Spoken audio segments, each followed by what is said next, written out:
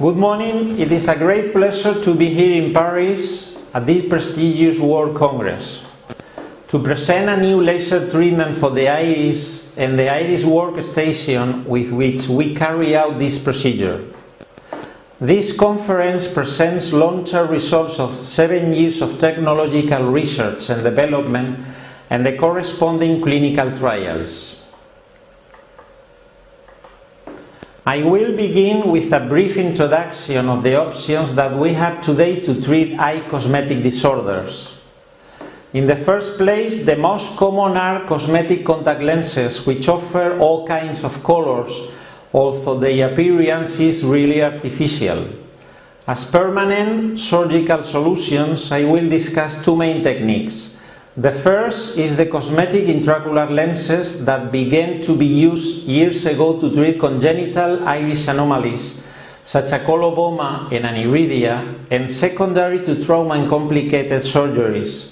The most popular classic brands of cosmetic intraocular lenses have been of Tech, Morker and Dr. Smith's, although lately Bright Ocular has marketed large anterior chamber lenses.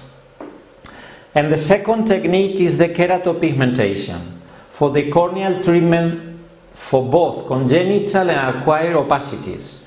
It is a surgical technique with two modalities, one manual and the other assisted with femtosecond laser, and in which a biological dye of different shades is injected into a circular corneal channel. Both don't seem trustworthy since they present many and serious complications that can cause even the loss of vision, especially the intraocular lenses with support on the cameral angle. Please take care. With regard to the pigment disorders of the iris, we are going to present a new technique that is laser iridoplasty, with which we already have 7 years of experience. As a brief introduction, say that the melanin is a protection against UV rays, but also performs a physical, chemical and biological protection. There are two main types, the brown melanin called eumelanin and the yellowish one called pheomelanin. In the posterior layer of the iris, only eumelanin is found, and therefore the iris color will depend on the type of pigment and the size of the intracellular granules, since the percentage of melanocyte is always the same and around the 65%. Here we can see an histological section in which we notice the very thick and dark posterior layer with eumelanin and the stroma and the very thin anterior layer in which eumelanin and pheomelanin granules are scattered as the debris. The main pathological indication of laser cosmetic iridoplasty are heterochromia, congenital or secondary to serum of eyelashes growth, glaucoma eye drops, metabolic diseases, traumas, complicated eye surgeries, and benign tumors called nevus.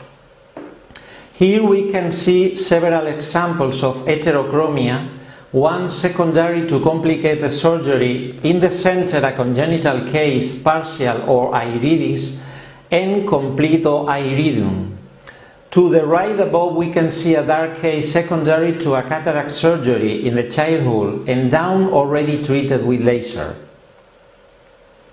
Now we see on the left a case of a single large nevus, and on the right another congenital heterochromia on the left eye. Above before the treatment and below with the final appearance very similar to the right. But we could ask why laser iridoplasty was not done before, and the answer is easy, each strength difficulty. If we compare the laser iris treatment with the excimer laser on the cornea, we will quickly understand the level of complexity. Regarding the surface, we find a very irregular cornea but an irregular iris. The corneal thickness is very constant, but in the iris is completely variable. The density of the corneal tissue is quite irregular, but in the iris is very different.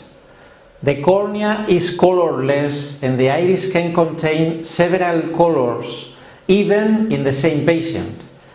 In the cornea there are no key structures, but in the iris we find vessels, nerves, collagen and muscle fibers, and the cornea is an unstable structure, but the iris is always moving. And finally, the access to the cornea is directed by the excimer laser, but the iris is into the eye. For all these reasons, it is easily understandable that we faced an important challenge, which will involve a lot of work and the need to keep calm, although sometimes the difficulties became bigger and bigger. In order to reach our goals, we set out 3 phases of research. In the first, we would approach the main, safety and efficacy. Regarding safety, we carry out vision and pressure controls that seem perfectly correlated. In every session, the pressure went up in the same way that the vision went down, but both quickly recovered. In the same medium and long term, both pressure and vision remain normal. With OCT, we saw how the stroma and the posterior epithelium kept undamaged. Neither the cornea showed alterations after the treatment. By specular microscopy, we calculated density, heterogeneity, and hexagonality indexes of the cornea endothelium and were similar before and after the laser. Finally, Gonioscopy showed a pigment increase in the lower angle, but temporary, and never in the middle and upper sides, thanks to the advice to keep heads up after each session. In the second phase, from 2014 to 2016, we introduced a new pigment classification and improved technology with prediction tools, new lasers, new equipment, and new medication as well. The challenges were confer the UV rays protection, reduce complications, better predict the results, and get an objective evaluation. For this, we carry out new histological, physiopathological, pharmacological, and fluid dynamic studies. We achieved new medical protocols, new software, new applications, genetic tests, and others. On the left, we can see the new pigment classifications into 4 degrees as melanin concentration. By tonometry and tomography studies before and after laser sessions, we better understood the anterior chamber and trabeculum fluid dynamics. New substances as low concentrated heparin improve pigment and debris clearance, and 5% alpha-arbutin help reducing the secondary melanin production, but not really enough. 1% apraclonidine, like in laser trabeculoplasty, avoid pressure raises after laser, and miotic and mydriatic drops manage pupil size before and after. Topical prostaglandins can turn iris forever from green and blue to dark brown in very few months due to a fast melanin production. Eyelashes lengthening serum contain prostaglandins and glaucoma drops as well. In order to predict outcome, we developed a software and an app based on patient and parents' phenotype traits and the 2 genes law. The predictor app offers a probability of both color and tone of green, blue, and gray. Also, by this app, we can get an own simulation. A more objective prediction is reached by genes testing. Special probes can locate 5 alleles from saliva DNA. See on the left a typical report with 5 genes results.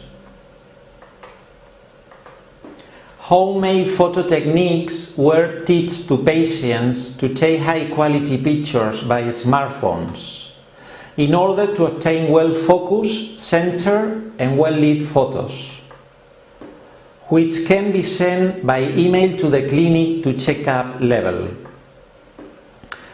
The first iris scanner model performed colorimetry, color contrast, thickness and 2D topography, and we set a new version to update pupillometry, physiodynamics and follow-up and segmentary studies as well.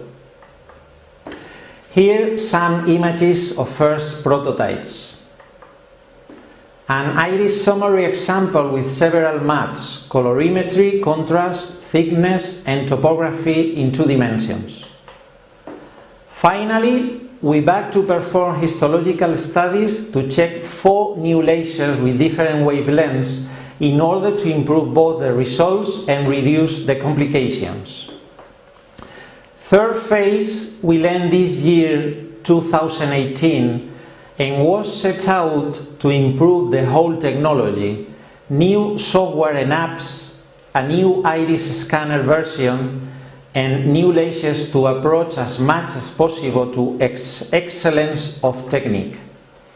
For example, iSelfie dramatically improved photo quality at home through an automatic mode guide by a voice assistant in several languages. Both eyes are saved in the phone and then sent by email to the clinic to study. A detailed analysis will be submitted to patient. Distance checkup and follow-up is greatly facilitated.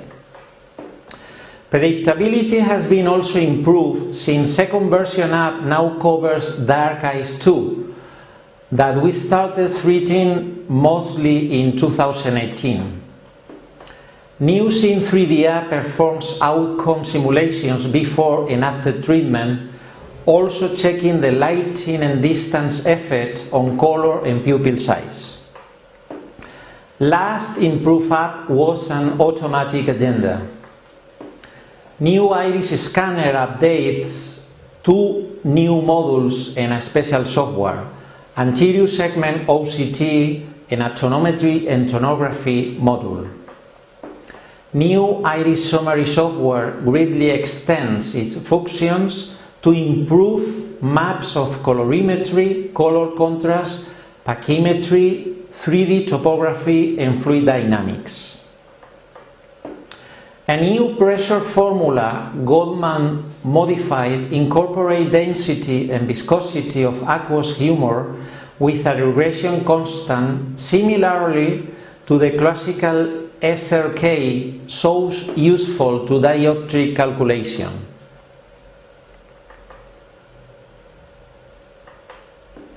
3D iris models are really helpful to understand and plan laser treatments.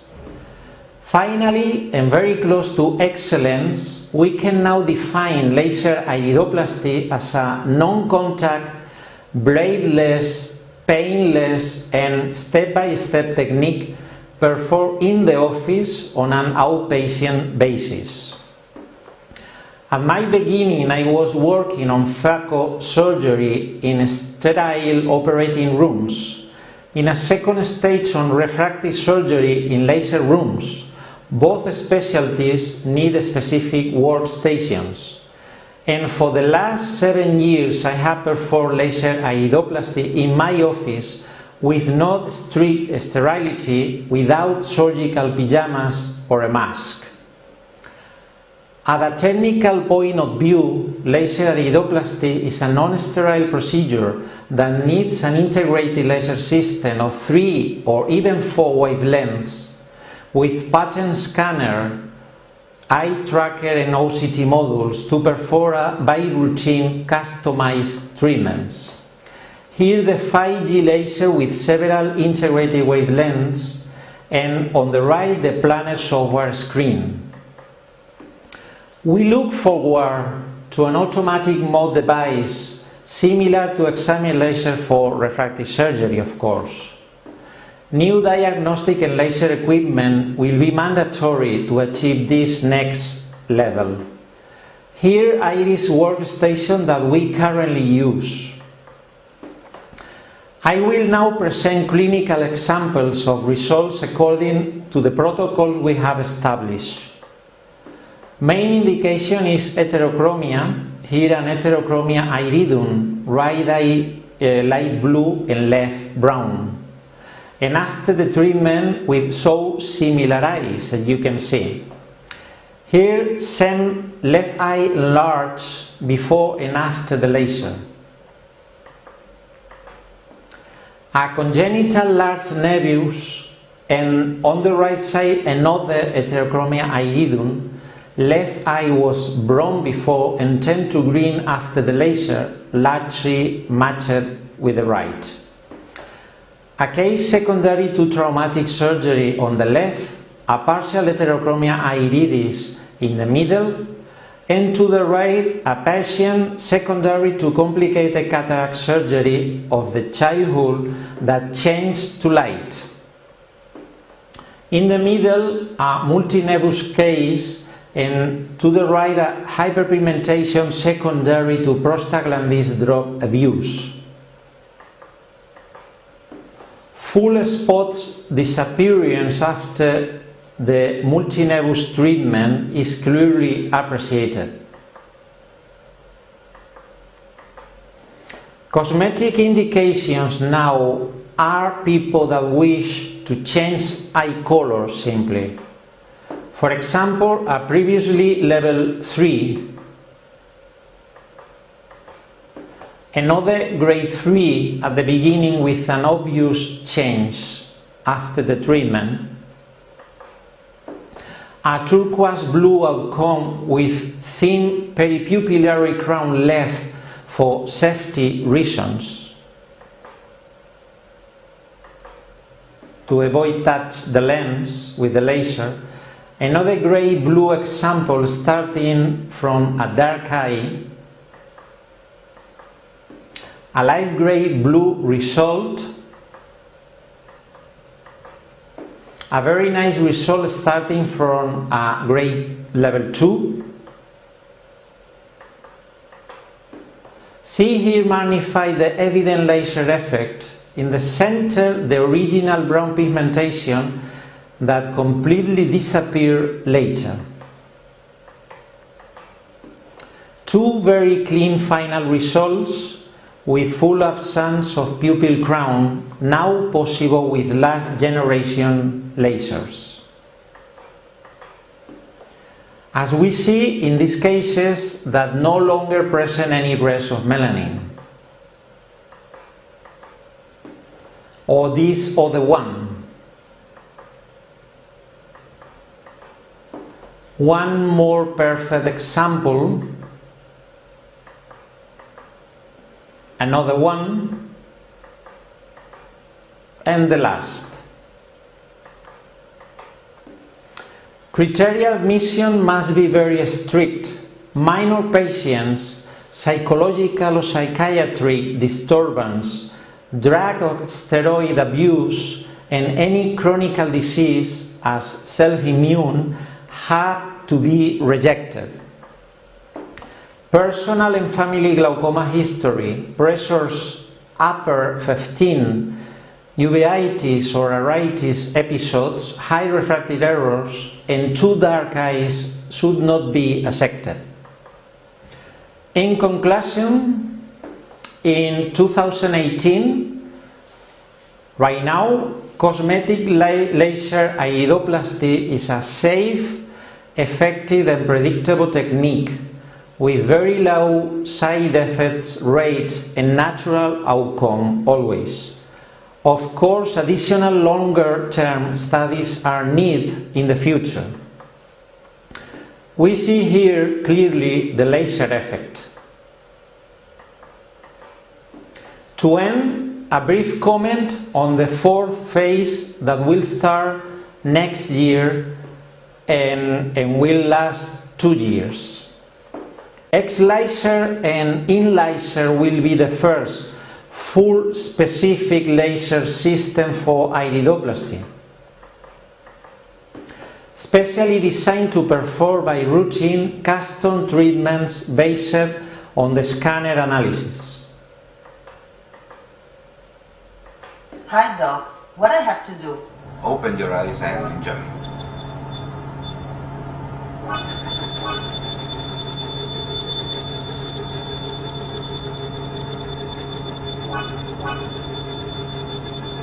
Perfect. That's right. Really? Awesome, Doc.